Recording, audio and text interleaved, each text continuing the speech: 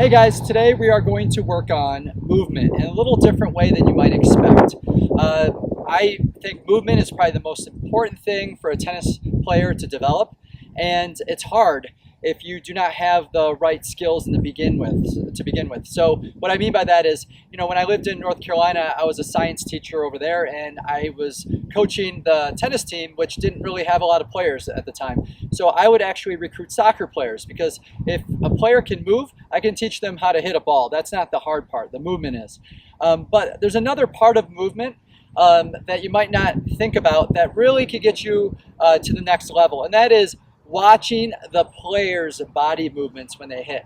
Some of us, even some of the players on my team, they tend to be slow because they don't see it coming. And a lot of you could probably ignore this video if you're at that level, but there's a lot of players that I know that just don't see the ball as fast as maybe a 5-0 player or a college level player.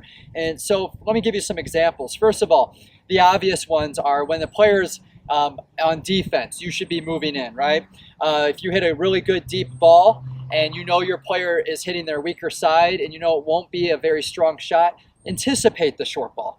I would say from my experience coaching the 2-5 and 3-0 all the way up to 5-0, that the higher you get, the more you cannot win on a short ball. Meaning that when someone hits a short ball at a 2-5, 3-0, 3-5 level, that's a good shot usually, but not so much when you get up to the 5-0 and college level. So short balls are something that we don't see as a progressive player. They need to get better at seeing that. So situational tennis. But the most important one, to be honest, is watching I've learned this by asking some players, some adults, going, what do you do after you hit the ball? So, they hit a ball, and then what do they do after that? And what astounded me is that they watch the ball.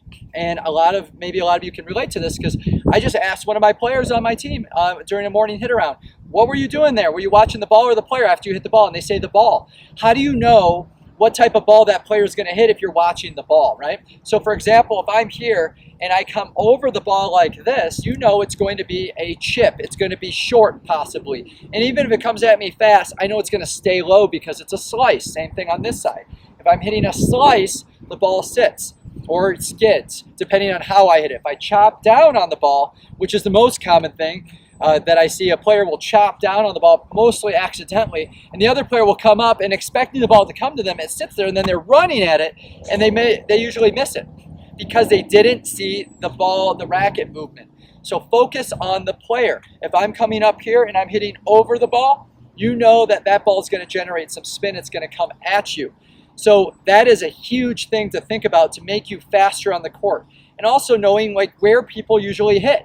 A lot of players against me will hit their inside out forehand to my backhand. So being there a little faster will allow me to be in a better position than hitting a running shot. So know the patterns of your opponents as well. So all those things have nothing to do with how fast you are. There's a lot of kids that I've taught that are faster than me. If we go on a track or if we do some side sprints, they're faster. But on the court, I'm way faster because I know where the ball is going to be hit before it's even hit most of the time. So I think that's something to think about to get you to the next level. So consider watching the player, not the ball, and know the situation in the tennis mat and the point you're doing to make you faster on the court. So give it a shot, and hopefully that'll make you a better player. Good luck.